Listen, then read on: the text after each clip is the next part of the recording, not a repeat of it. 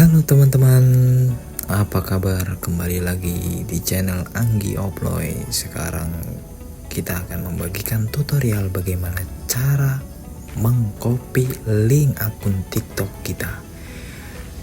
Di sini kita langsung saja klik aplikasi TikTok yang ada di HP kalian masing-masing.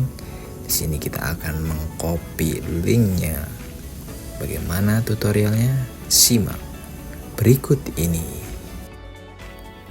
Oke, di sini kita sudah masuk di akun TikToknya dan kita langsung saja di bagian pojok kanan atas itu ada garis 3, kita klik saja. Lalu di bagian pengaturan dan privasi, di situ kita klik dan bagikan profil.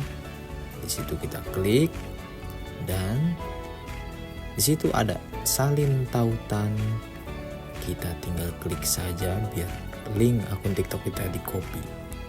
Di sini kita sudah berhasil meng-copy link akun TikTok kita. Dan bagi kalian yang ingin menanyakan tutorial-tutorial lainnya, jangan lupa kalian komen aja di channel Anggi Oploy di bawah ya. Oke, sekian tutorial kali ini. Jangan lupa like, comment, and subscribe.